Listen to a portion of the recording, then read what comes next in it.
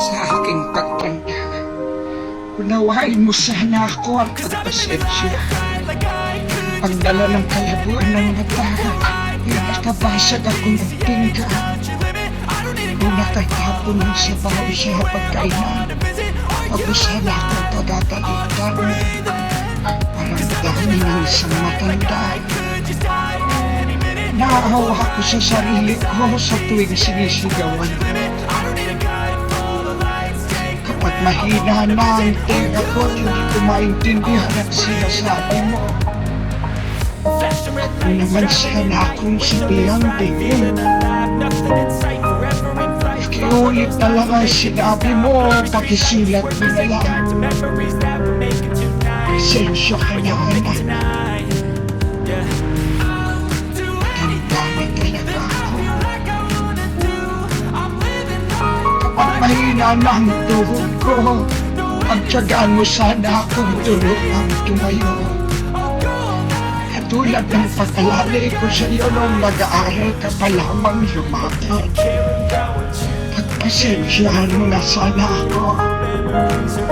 Kung ako man ay nagiging makulit at paulit-ulit na parang silang plaka. Basta pakinggan mo na lang ako. Kung sana akong pagtatawanan o pagsasawa ang pakinggan. Tatandaan mo pa ba, anak, kung bata ka pa? Kapag gusto mo ng loob ko, ay paulit-ulit mong sasabihin yun. Paghapon kang nangunguli, hanggang hindi mo nakukuha ang gusto mo.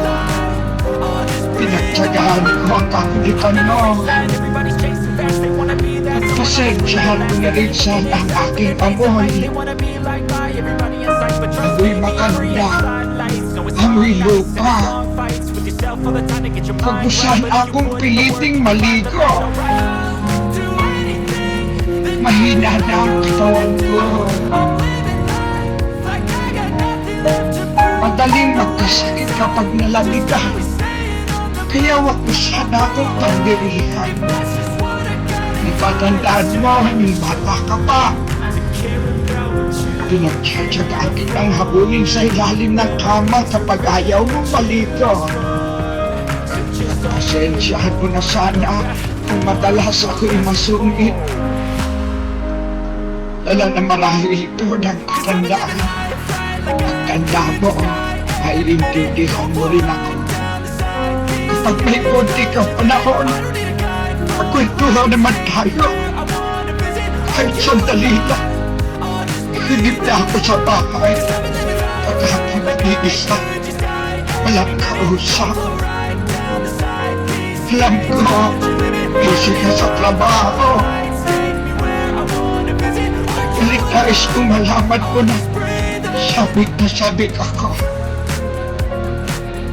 Makakwentuhan ka kahit alam kong hindi ka interesado sa mga kwento ko. Kitatandaan mo, anak, nung bata ka pa. Pinagtsagaan kong pakinggan at intindihin ang pautal-utal mong kwento tungkol sa iyong teddy bear. At kapag dumating ang sandali na ako'y makakasakit at marapay sa banig ng karamdaman, huwag mo sana akong pagsawa ang alagaan. Pagpasensyahan mo na kung ako man ay maihiyo matuloy sa higaan. Pagtsagaan mo sana akong alagaan sa mga huling sandali ng aking buhay. Total, hindi naman ako magtatagal. Kapag dumating ang sandali ng aking pagpanaw, bakit mo sana ang aking kamay? Bigyan mo ako ng lakas sa loob na harapin ang kamatayan. Pagpalain ka sana.